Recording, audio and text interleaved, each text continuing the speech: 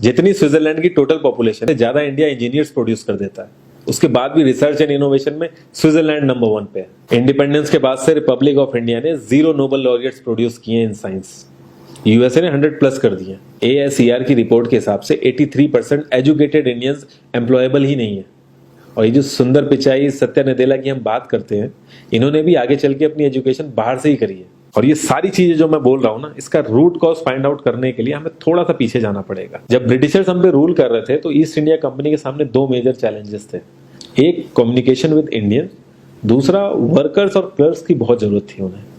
फिर Thomas Babington McCoy ने हमें इंग्लिश एजुकेशन एक्ट ऑफ 1835 दिया, जिससे उनके दोनों पर्पस पूरे हुए। पहला, उनको बंदे चाहिए थे जो चुपचाप डेस्क पे बैठे, अपना काम करें, क्वेश्चंस ना करें और ज्यादा क्रिएटिव ना हो। Second, communication in English. English सबसे ज्यादा बोले जाने वाली लैंग्वेज नहीं है, उसके बाद भी इंग्लिश एक लैंग्वेज की बजाय एक क्लास बन गया इंडिया में। रशिया, चाइना, फ्रांस, ये सब जगह इतना ऑब्सेशन नहीं है इंग्लिश को लेके जितना इंडिया में है। पुअर कम्युनिकेशन बोला जाता है अगर आपकी इंग्लिश अच्छी नहीं है, जबकि इंग्लिश ना आने का मतलब है कि आपको कोई और लैंग्वेज आती है। 5 साल पुराना iOS भी आज की डेट में आउटडेटेड माना जाता है। लेकिन इतनी इंपॉर्टेंट चीज हमारा एजुकेशन सिस्टम आज भी बस थोड़े से चेंजेस के साथ ऐसे ही चल रहा है। हमारे एजुकेशन सिस्टम में रटने का कंपटीशन होता है, जो ज्यादा रट लेता है उसके ज्यादा मार्क्स आते हैं। अब 95% जिसके संस्कृत में आए हैं वो भी संस्कृत नहीं बोल पा रहा है। और बेसिक हिस्ट्री होने की बजाय इतनी मोटी मोटी किताबें हैं हिस्ट्री की जिसका कोई मतलब नहीं है। अगर आज की डेट में आपको कुछ भी पता करना, आप गूगल से पता कर लोगे, उसके लिए आपको याद करने की जरूरत नहीं है इतना कुछ। और ये गवर्नमेंट स्कूल में हर क्लास में इंग्लिश का सब्जेक्ट है। 12-12 साल लगाने के बाद भी लोग इंग्लिश नहीं बोल पा रहे हैं। और बिना किसी बुक को पढ़े 5 साल का बच्चा सीख लेता है, क्योंकि उसको वैसा एनवायरमेंट मिल जाता है। A+B का whole square is equal to A² + B² + 2AB। इसका रियल लाइफ में क्या यूज है किसी को नहीं पता, न प्रिंसिपल, न टीचर, न बच्चे, बस पढ़ाई चले जा रहे हैं। हो सकता है इसका कुछ मतलब हो, लेकिन आप ट्राई करके देख लेना, किसी को नहीं पता। हाँ, 2AB की जगह अगर आपने 3AB बोल दिया तो 4 लोग हंसने वाले मिल जाएंगे आपके ऊपर। किंडरगार्टन में जो बच्चों को सिखाने के लिए टेक्निक यूज होती है वो लाख गुना अच्छी है कॉलेज की वो रटने वाली टेक्निक से। और जिन बच्चों के बहुत ज्यादा नंबर आते हैं ना, जो वो छुपा छुपा के एग्जाम में लिखते हैं, आप देखोगे जब वो रियल लाइफ में जाते हैं ना तो ज्यादातर क्रम्बल करते हैं। हर किसी को सेम सिलेबस और सेम चीज सिखाई जाती है बिना उसकी कैपेबिलिटी देखे। और क्रिएटिविटी का तो दूर दूर तक मतलब नहीं होता। अब एक लाइन से आप शेर, मछली, सांप, हाथी सबको लाइन से खड़ा कर दो और उनसे कहो पेड़ पे चढ़ो, उनको तो जिंदगी भर यही लगेगा ना कि वो तो किसी काबिल ही नहीं है।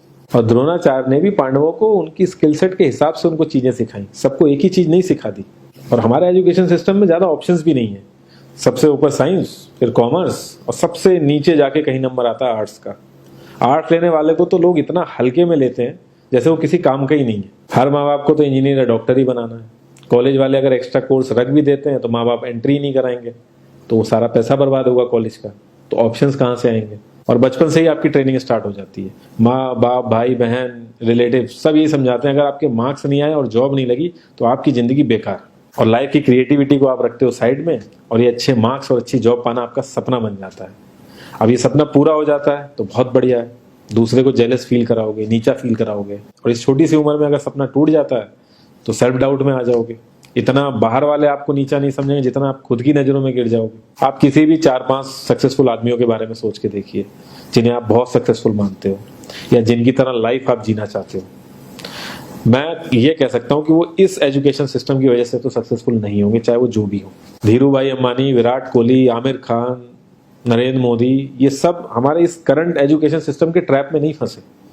इन्होंने खुद सीखा, खुद एजुकेट हुए और खुद आगे बढ़े। किसी कंपनी के सीईओ को अगर ये कहा जाए कि आप अपनी कंपनी के सारे डिपार्टमेंट में इंटरव्यू दीजिए, तो कोई गारंटी नहीं है कि वो सारे डिपार्टमेंट के इंटरव्यू निकाल लेगा।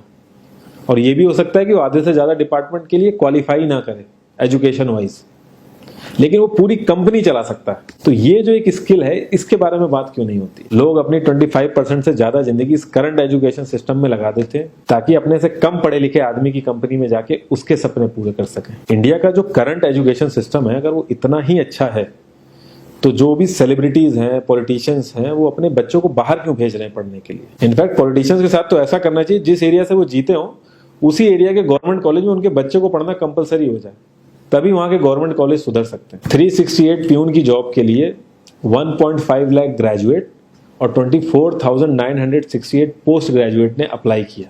मैं ISPCS की तो बात नहीं करता हूँ, वो तो एक पैशन की बात होती है, लेकिन कुछ लोग 5-5, 6-6 साल से तैयारी कर रहे हैं कि कोई भी गवर्नमेंट जॉब मिल जाए उन्हें। उनसे पूछोगे क्यों ऐसे इतने टाइम से लगे हुए हो, तो वो एक ही चीज़ बोलेंगे कि जॉब सिक्योर है। मतलब आप काम नहीं भी करोगे तो आपको निकाला नहीं जाएगा।